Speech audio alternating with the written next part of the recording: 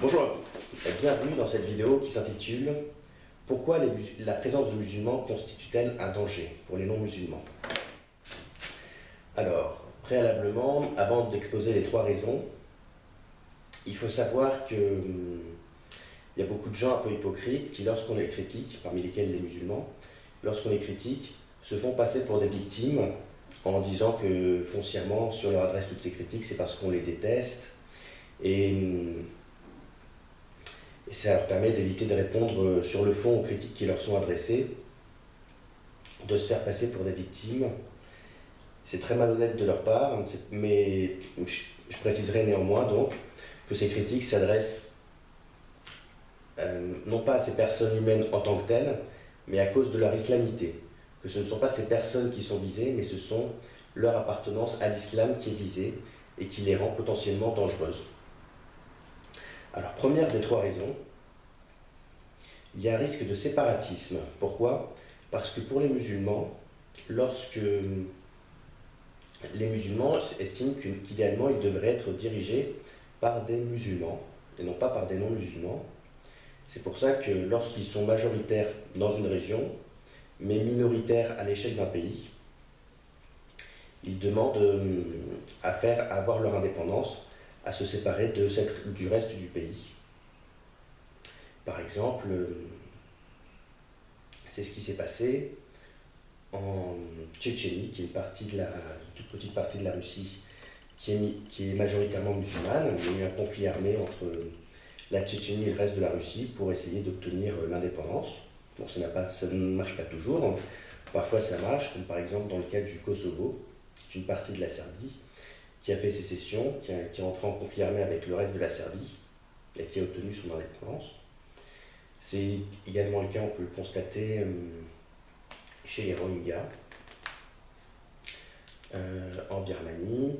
C'est également le cas de deux parties de l'Inde qui ont fait sécession, le Bengale, le Bangladesh, et le Pakistan, qui est une partie de l'Inde historiquement évidemment, puisque c'est là que qu'il y a le fleuve Indus qui a donné son nom à l'Inde. Et c'est pour ça, par exemple, voilà, il y a d'autres régions où les musulmans sont majoritaires, mais minoritaires à l'échelle du pays, dans lesquelles il y a parfois des conflits armés avec le pouvoir central. Et ces conflits armés, il faut savoir que les musulmans vont au conflit, ensuite il y a une répression en général assez violente de la part du pouvoir central, et ça permet aux musulmans de se faire passer pour des victimes. Évidemment, l'exemple actuel le plus classique, c'est évidemment celui du Cachemire en Inde, région majoritairement musulmane, mais dans un pays majoritairement non musulman, majoritairement hindou. Mais historiquement, ce sont les musulmans qui ont chassé les hindous de cette région. L'islamisation progressive, ce n'est jamais qu'une sorte d'épuration d'une région, de ces minorités non musulmanes. Alors, et c'est pour ça, par exemple, que si les musulmans constituaient 90% de la population dans le Finistère, bien forcément, il y aurait une insurrection armée vis-à-vis du reste de la France pour que le Finistère soit un État indépendant, un État musulman indépendant vis-à-vis du reste de la France qui n'est pas majoritairement musulmane. On peut citer beaucoup d'autres exemples, enfin je ne les ai pas tous en tête, mais par exemple la partie nord de Chypre, qui était majoritairement musulmane et qui a fait sécession, enfin qui a été annexée par la Turquie, parce qu'ils ne voulaient pas, notamment parce que cette partie-là parce que ces gens-là ne voulaient pas vivre avec le reste des Chypriotes qui étaient majoritairement chrétiens. Donc, première chose, à partir du moment où les musulmans sont majoritaires dans une région, il y a une volonté de séparatisme qui s'exprime notamment à travers un conflit armé. Voilà. Deuxième raison, les musulmans ne font pas nécessairement le bien par conviction, mais par défaut. Alors, je connais des musulmans qui m'ont dit que dans les transports publics, en Île-de-France, par exemple dans le RER, il n'y a jamais de contrôleur, c'est malheureusement totalement vrai. On a l'impression qu'avec Guillaume Pépi, les RER de la SNCF, c'est journée portes ouvertes toute l'année.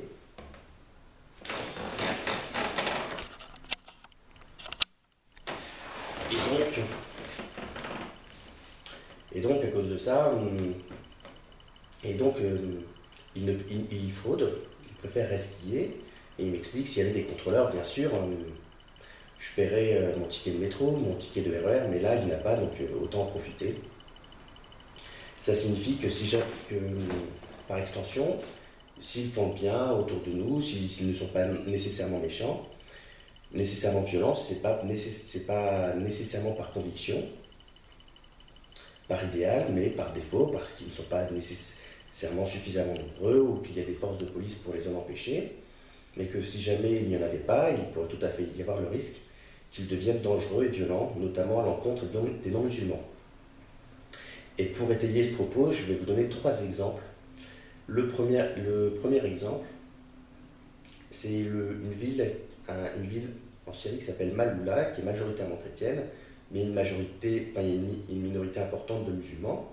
Et lorsque les djihadistes sont arrivés, les musulmans sur place, avec lesquels les chrétiens vivaient depuis des décennies, les musulmans ont pris l'initiative d'aider les djihadistes à massacrer les chrétiens, à piller leurs maisons.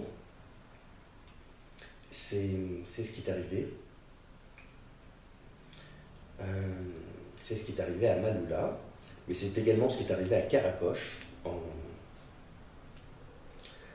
en Irak, puisque là, pareil, c'était une ville majoritairement chrétienne, mais avec une minorité de musulmans.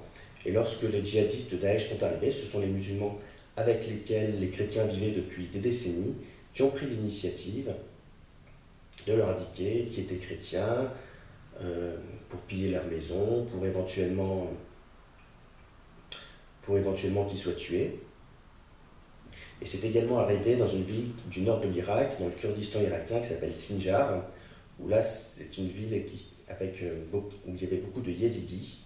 Et le jour où les djihadistes de Daesh sont arrivés, ce sont les musulmans du cru qui vivaient depuis très longtemps avec les yézidis, qui les ont aidés à persécuter cette minorité religieuse, les yézidis. Autrement dit, voilà, effectivement, on a tous envie de croire que les musulmans ne font jamais ça, c'est vrai qu'ils ont l'air plutôt gentils au quotidien quand on les fréquente, mais il faut savoir que c'est déjà arrivé à plusieurs reprises et que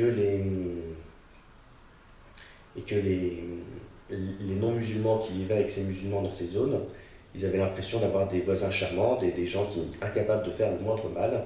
Et le jour où il n'y avait plus de force de police, mais où tout a été permis à cause de l'arrivée de groupes djihadistes, que ce soit Daesh ou d'autres groupes, et bien ces gens-là sont devenus violents ou sont devenus complices des gens violents. Donc, il faut savoir que ces gens-là ne font pas le bien nécessairement par conviction, mais par défaut, et que dans l'islam, ça ne pose aucun problème moral. Il y a tout un système idéologique moral qui a été mis en place par rapport à ça. C'est ce qu'on appelle les fameuses sourates mécoises et médinoises. Il y a d'après l'islam des sourates qui ont été révélées à Mahomet à la Mecque et d'autres qui ont été révélées à Mahomet à Médine. Donc en fait, les sourates mécoises sont en général gentilles et pacifiques, et les sourates médinoises sont violentes et agressives. Et il y a un système qu'on appelle l'abrogé et l'abrogeant qui permet aux sourates méchantes d'abroger en quelque sorte les sourates gentilles. Ce qui permet concrètement de se dire, si jamais on a envie de devenir méchant, il ne faut pas avoir de scrupules. Il y a des passages qui sont entre guillemets gentils, il y a des passages qui sont entre guillemets méchants. Vous pouvez choisir les passages méchants et ne vous en faites pas. Dans ce cas-là, les passages gentils deviennent caducs. Donc vous n'avez aucun scrupule à les utiliser. Et donc voilà, c'est pas autant la majorité des gens ont une vision du bien et du mal qui est assez absolue et qui est d'origine chrétienne, autant chez les musulmans, le fait de mentir, par exemple, ça peut tout à fait être une bonne action si ça fait progresser l'islam. Et là, le péché ne devient pas à la rigueur de mentir, et ça devient de ne pas mentir parce que ça empêche la progression de l'islam. C'est pas du tout la même optique que ce que les gens traditionnellement chrétiens ou même d'origine chrétienne peuvent avoir. Alors, dernier point, il y a un refus d'un état de droit autonome vis-à-vis de l'islam. C'est-à-dire que dans les pays où les non-musulmans sont minoritaires, les non-musulmans n'ont pas de droits égaux à ceux d'un musulman. Par exemple, lors du ramadan, les non-musulmans n'ont pas le droit de manger publiquement, puisque les musulmans sont censés jeûner, donc ils n'accordent pas le droit de jeûner. Il n'y a pas d'égalité civique entre les musulmans et les non-musulmans.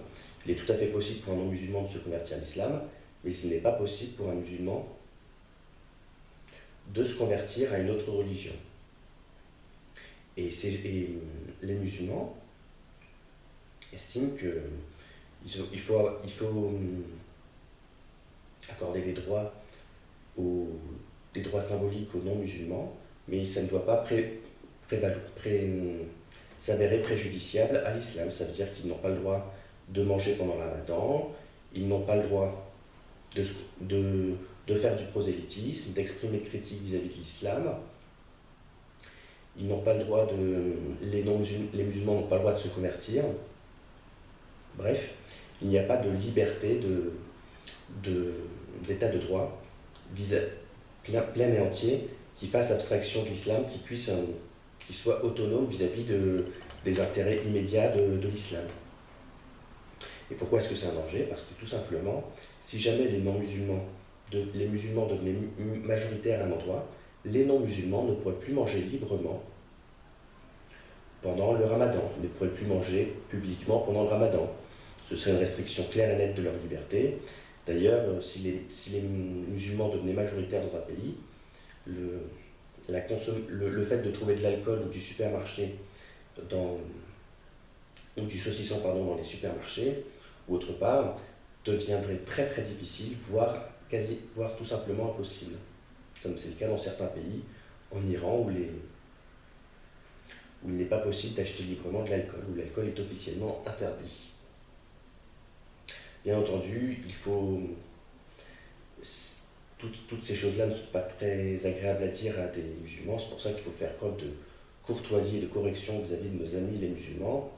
Ce sont des vérités choquantes qu'il faut avoir le courage de leur dire pour les mettre face à leurs responsabilités et qui doivent les amener à terme à renoncer à l'islam et à transformer les sociétés musulmanes en des sociétés plus tolérantes.